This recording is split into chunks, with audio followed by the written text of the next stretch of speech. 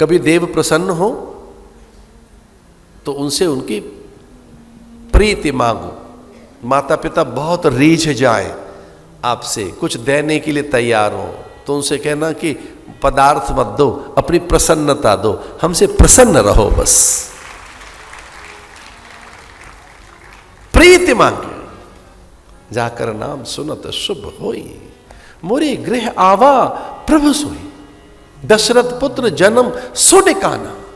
अब तो बधाइयां बज रही हैं और पूरी अयोध्या में आनंद है। लेकिन अगर ये पंक्ति हम ऐसे सांकेतिक में गुनगुनाए, भय प्रकट कृपाला दीन दयाला कौशल्या हितकारी, तो भगवान जन्मे नहीं है, प्रकट हुए। भय प्रकट कृपाला दीन दयाला कौशल्या हितकारी हर्षित महतारी। अद्भुत पंक्ति है। ब्रह्मांड निकाया निर्मित माया, वो कोटि कोटि ब्रह्मांडों के स्वामी चरित्र बहुविध कीन चहे, माता पुण्य बोली सो मत डोली, तजौ तात यह रूपा। माता हर्षित होकर, अब देखिए कल्पना तो करके देखो कि माता प्रसूतिका में भी प्रणाम करने के लिए खड़ी हो गई, क्योंकि उनके अंतर से प्रकाश निकला। अयोनिज है भगवान, रोम रोम में से, कौशल्या के रोम रोम में से, नख से, त्वचा से, उनके रोम छिद्रों से, नेत्रों से, भाल कपाल से, संपूर्ण अंगों की कांति से राम बाहर आए। पूरी कौशल्या की कांति से कांत प्रकट हुए, कांति से, कि द्युति से, उनके आभा से, उनके सत्य से, उनके अस्तित्व से। वो तो भीतर ही बैठा है, ब्रह्म हमसे दूर कहां है, को प्रकट करने वाला चाहिए। जैसे प्रकट हुए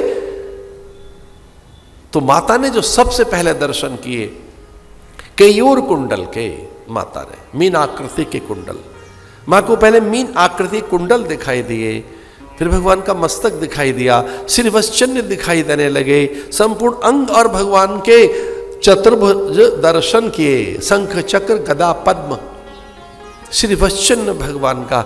भगवान मंद मंद मुस्कुरा रहे हैं और वह नारायण के दर्शन कर रही है। वरदान काल में यही मांगा था कि रोने वाला बेटा नहीं चाहिए, नारायण चाहिए। रोती तो दुनिया है, जब आप आए तो रोदन न करना, जब आप आए तो प्रकट हो, तो जैसा चाहा वैसा पाया। मदालसा ने भी तो यही कहा था कि रोने वाला बच्चा नहीं चाहिए, शुद्ध हो सी बुद्ध हो सी निरंजन हो सी संसार माया। माया को देकर रोता है जीव, भगवान रोदन नहीं कर रहे हैं। प्रकट हुए, भय प्रकट कृपाला दीन दयाला कौशल्या हितकारी हर्षित महतारी, ऐसे। और फिर क्या कहती है, माता की मति डोल गई, माता पुण्य बोली सो मति डोली, तजौ तात यह रूपा। हे देव, ये रूप त्याग दीजिए, कीजिए शिशु लीला अति प्रियशीला, यह सुख परम अनूपा। हे देव, इसे त्याग दो। तो मां के कहने पर, मां पहली गुरु है, तो मां जैसे मां की आज्ञा का पालन कर रहे हैं और मां के सामने अपना वैभव विसार दिया भगवान ने अपनी दिव्यता, पूर्णता, भगवत्ता, ईश्वरत्व, दैवत्व, अपनी जो उनकी नित्य विद्यमान सनातन सत्ता है, उसकी विस्मृति कर दी भगवान ने। छोटे शिशु बनकर और माता की गोद में बैठ गए। ये है भगवान नारायण।